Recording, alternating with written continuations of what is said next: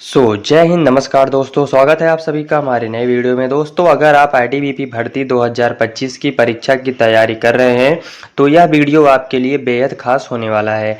आज हम जानेंगे कि परीक्षा का पूरा पैटर्न क्या है, कौन कौन से विषय पूछे जाते हैं, सिलेबस क्या है और कैसे आपको तैयारी करनी चाहिए ताकि आप इस परीक्षा में सफलता पा सकें। वीडियो को पूरा जरूर देखें और अपने दोस्तों के साथ शेयर करें। चलिए बिना टाइम वेस्ट किए वीडियो को शुरू करते हैं। दोस्तों, यहाँ पर पहले हम बात कर लेते हैं आईटीबीपी एग्ज़ाम पैटर्न के बारे में। यहाँ पर एग्ज़ाम पैटर्न क्या रहने वाला, ठीक है। ITBP Indo Tibetan border police force की परीक्षा में कई चरण होते हैं, ठीक है, जिनमें लिखित परीक्षा, शारीरिक दक्षता परीक्षा पीईटी, शारीरिक मानक परीक्षण पीएसटी और मेडिकल टेस्ट भी शामिल होता है। लेकिन आज हम मुख्य रूप से लिखित परीक्षा की बात करेंगे, ठीक है दोस्तों। लिखित परीक्षा का पैटर्न देखिए दोस्तों, यहाँ पर लिखित परीक्षा का पैटर्न क्या होता है। परीक्षा यहाँ पर 100 अंक की होती है। कुल 100 प्रश्न होते हैं जिनमें हर सही उत्तर पर 1 अंक आप सभी को मिलता है। मतलब दोस्तों, टोटल आपके 100 क्वेश्चंस आएंगे और 100 मार्क्स के रहने वाले हैं, ठीक है। और परीक्षा की अवधि यहाँ पर 100 मिनट यानी 1 घंटा 40 मिनट की होती है। परीक्षा में ऑब्जेक्टिव एमसीक्यू प्रश्न पूछे जाते हैं। नेगेटिव मार्किंग नहीं होती है, यानी गलत उत्तर पर कोई अंक नहीं कटेगा, ठीक है। अब जानते हैं कि हर विषय में किन किन टॉपिक से प्रश्न पूछे जाते हैं। यहाँ पर पहला हिंदी या फिर अंग्रेजी है। मतलब आप इसमें से किसी भी एक को सिलेक्ट करिएगा तो वहाँ पर आपका क्वेश्चन बनेगा, ठीक है। यहाँ पर फिलहाल दोस्तों हम हिंदी की बात कर लेते हैं। इस सेक्शन में भाषा की समझ और व्याकरण से जुड़े प्रश्न आपसे पूछे जाते हैं, ठीक है। विलोम और पर्यायवाची शब्द हो गया, वाक्य सुधार और रिक्त स्थान भरना है, मुहावरे हैं, लोकोक्तियां हैं, संधि समास और अलंकार है, गद्यांश कंपेरिजन्स है, वर्तनी संबंधी अशुद्धियां हैं, ठीक है। इतने टॉपिक आपके हिंदी में हैं जो आपके एग्जाम में पूछे जाएंगे। उसके बाद सेकंड है रीजनिंग जनरल इंटेलिजेंस है, ठीक है। इस सेक्शन में लॉजिकल रीजनिंग से जुड़े प्रश्न आते हैं जो कि विश्लेषण क्षमता की जांच करते हैं। यहाँ पर आपका कोडिंग डिकोडिंग हो गया, दिशा ज्ञान हो गया, रक्त संबंध, आंकड़ों की पर्याप्तता हो गया, वेन आरेख है, संख्या और वर्णमाला श्रृंखला हो गया, पहेली आधारित प्रश्न हो गई। इतने टॉपिक आपके यहाँ पर रीजनिंग जनरल इंटेलिजेंस से पूछे जाते हैं, ठीक है। थर्ड आपका हो गया न्यूमेरिकल एबिलिटी यानी संख्यात्मक योग्यता। गणित से जुड़े प्रश्न इस सेक्शन में आते हैं जो आपकी कैलकुलेशन स्किल्स को परखते हैं कि आपकी कैलकुलेशन स्किल्स कितनी तेज है, ठीक है।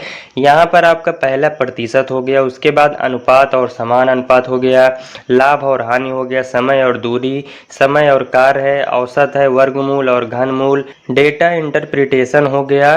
तो इतने टॉपिक आपके मैथ से आएंगे, इसको आप तैयार कर लीजिए, ठीक है। आगे दोस्तों चौथा यहाँ पर क्लेरिकल एप्टीट्यूड यानी लिपिकीय अभिरुचि, इसकी हिंदी होती है, ठीक है। यह सेक्शन खास तौर पर क्लेरिकल स्किल से जुड़ा होता है जो ऑफिस में काम करने की क्षमता को परखता है, ठीक है। इसमें आपके बेसिक गणना और फाइलिंग सिस्टम आएंगे, ऑफिस के सामान्य कार्य हो गए, आधिकारिक पत्र लेखन, संचार कौशल, पत्रचार और दस्तावेज प्रबंधन, यह सब आपसे पूछे जाते हैं, ठीक है। पांचवा आपका कंप्यूटर ज्ञान यानी कंप्यूटर नॉलेज। इस सेक्शन में कंप्यूटर से जुड़े बेसिक नॉलेज से प्रश्न इसमें आते हैं। पहला जैसे हो गया कंप्यूटर का परिचय, सेकंड ऑपरेटिंग सिस्टम, उसके बाद एमएस वर्ड और एक्सेल, इंटरनेट और नेटवर्किंग हो गया, शॉर्टकट कीज हो गया, साइबर सिक्योरिटी, क्या सब आपके कंप्यूटर नॉलेज में पूछे जाते हैं, ठीक है। अब सबसे महत्वपूर्ण बात यहाँ पर आती है कि इस परीक्षा की तैयारी कैसे करनी चाहिए। तो यहाँ पर दोस्तों आप सभी को बिल्कुल भी परेशान होने की ज़रूरत नहीं है। यहाँ पर दोस्तों आप सभी के लिए एक पीडीएफ को तैयार किया गया है जिसके अंदर आपको 4000 प्लस क्वेश्चन देखने को मिलने वाले हैं। दोस्तों इस पीडीएफ के अंदर मोस्ट इंपॉर्टेंट क्वेश्चन को ऐड किया गया है और दोस्तों इस पीडीएफ में प्रीवियस ईयर आईटीबीपी के एग्जाम से जो एग्जाम में क्वेश्चन आए थे वहां से भी क्वेश्चन को ऐड किया गया है और लेटेस्ट बुक से भी इसमें क्वेश्चन ऐड हैं। मतलब अगर आप इस पीडीएफ को लेकर पढ़ते हैं तो आपको और किसी बुक वगैरह पढ़ने की ज़रूरत नहीं पड़ेगी। अगर आप इस पीडीएफ को अच्छे से पढ़ लेते हैं तो आपकी आईटीबीपी की तैयारी बहुत ही अच्छी तरीके से हो जाएगी, ठीक है। और यहाँ पर दोस्तों आपके एग्ज़ाम में ज़्यादा टाइम नहीं बचा हुआ है। आपका एग्ज़ाम यहाँ पर 1 से 1.5 महीने के अंदर होने वाला है। तो अपने लास्ट टाइम में आप अपनी एग्ज़ाम की तैयारी को बहुत अच्छी तरीके से कर सकते हैं इस पीडीएफ के जरिए। तो अगर आप इस पीडीएफ को परचेज करना चाहते हैं तो आपको स्क्रीन पर एक नंबर शो कर रहा होगा, आपको उस नंबर को नोट करना है और व्हाट्सएप पर जाकर मैसेज करना है मुझे आईटीबीपी का पीडीएफ चाहिए। वहां से आपको पीडीएफ मिल जाएगा, ठीक है। और यहाँ पर दोस्तों इस पीडीएफ का जो प्राइस है सिर्फ 89 रुपीज़ रखा गया है, यानी 100 रुपये के अंदर, जिससे हर बच्चा इस पीडीएफ को अफोर्ड कर सके, ठीक है। तो जाइए पीडीएफ लेकर पढ़ाई करिए और अपनी तैयारी को मजबूत करिए। यहाँ पर दोस्तों एग्जाम की तैयारी के लिए कुछ टिप्स आपको देना चाहते हैं। यहाँ पर दोस्तों देख लीजिए, हर दिन कम से कम आपको यहाँ पर 4 से 5 घंटे पढ़ाई करनी चाहिए, ठीक है। टाइम टेबल बनाकर हर विषय को बराबर समय देना चाहिए। कठिन टॉपिक्स को ज़्यादा समय दें और आसान टॉपिक्स को जल्दी निपटाएं। उसके बाद यहाँ पर करंट अफेयर्स पर ध्यान दीजिए। हर दिन अखबार पढ़ें और महत्वपूर्ण घटनाओं को नोट करें।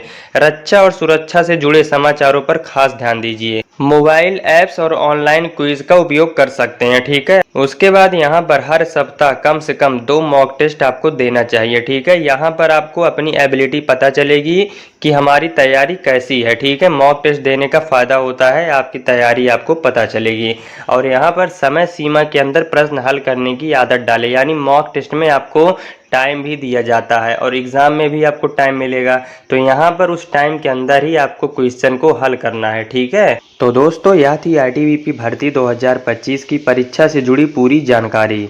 अगर आप इस परीक्षा की तैयारी कर रहे हैं तो आज से ही अपनी पढ़ाई शुरू कर दें और सही रणनीति के साथ अपनी तैयारी करें।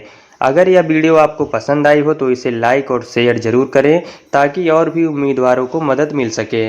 और अगर आप ऐसी ही महत्वपूर्ण जानकारियाँ चाहते हैं तो चैनल को सब्सक्राइब करना ना भूलें।